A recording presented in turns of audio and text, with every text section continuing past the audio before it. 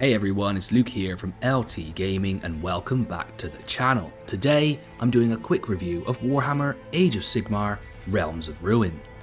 During my time with the game, it has impressed me on a number of fronts, but there are a few areas where I would level some criticism. We're going to get into it. First of all, there are a number of different versions that you can get. The Standard, the Deluxe, and the Ultimate Edition, each coming with different levels of skins and DLC. If you do pre-purchase the game, it'll be available from the 14th of November, otherwise it's coming out on the 17th, and it's available on Xbox Series X and S, PS5, Steam, and the Epic Games Store. Now for me, my only experience has been on the Steam platform.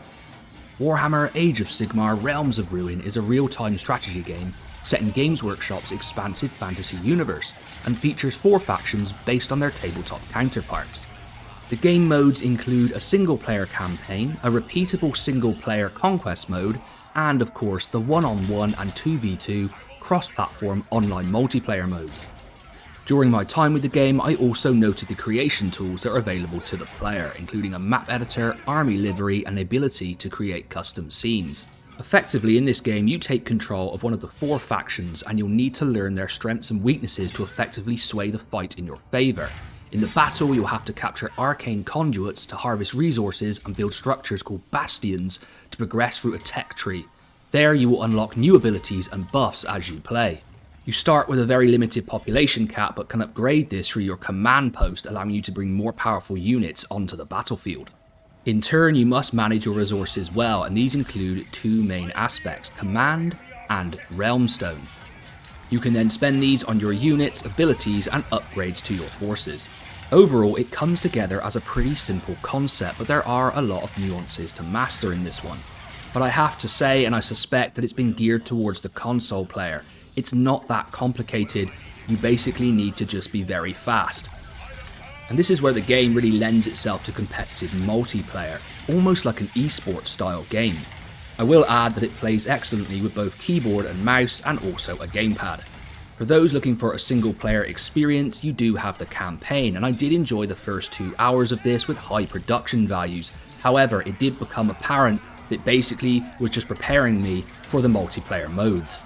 I did enjoy that they added a conquest mode. This is a pretty cool repeatable single player challenge mode where you take part in 1v1 skirmishes with different conditions for the conflict.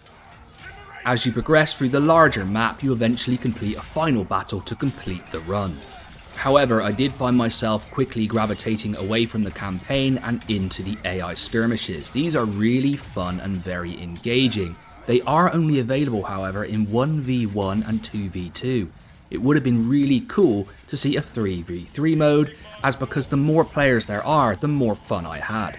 All of these modes I really enjoyed, and although the combat feels like it's been simplified for the console players, the game does keep you engaged with some really interesting moments. Adding to all this was the leveling and customization in the game. It was great to see all the statistics at the end of a battle. They really do go to town on every little detail, which is great. The army livery is awesome, and I even created my own custom LT Gaming faction. There's also a map editor which I didn't dive into, but I can see a lot of replayability coming from this. So on the gameplay side, as long as you're prepared for a slightly simplified approach, you're going to get a lot of enjoyment out of this title. I have to say, it does feel like the future is geared towards the competitive multiplayer scene, so if you're not into that, it may not be for you long term. But I have enjoyed coming back to all of my AI skirmishes, and I'm very tempted to jump into the multiplayer once the game goes live. If you're enjoying this review that we're bringing to you on LT Gaming, make sure to like, comment and subscribe, especially if you're new here. We're on the way to 6k, and both me and Tom really appreciate all of the interaction. You're really welcome along for the journey. Where this game absolutely excels is in the presentation aspect. I've never seen the Age of Sigmar brought to life in such a colourful, vibrant and bombastic way. Let's be honest, the Age of Sigmar struggles with the legacy of classic Warhammer. It doesn't quite live up to that expectation. However, I will say, the only models I've painted recently have been a bunch of Stormcast Eternals. This game helps to fix that, and I enjoyed all of the factions and especially the graphics in this game. The magical effects of your spells and different actions is highly impressive and a real visual treat for the player. The sound and music was a great companion also, especially some of the effects in battle. Honestly, really great immersive sound work. I think there's plenty more to come from this title, and it was interesting to note that the developers tweaked the movement of the units in both conquest mode and multiplayer to move 30% faster. This was largely based on player feedback, so it's good to hear that they do listen. Now, you can't please all of the people all of the time, and during my research for this game I went through the Steam forums and noted that a lot of people weren't happy with this last minute change. However, I do think the developer is trying to do this with the best of intentions.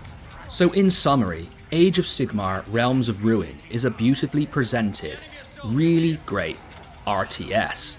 However, my caveat is that this feels like it's geared towards competitive multiplayer, and I will be the first to say that is not my favourite thing.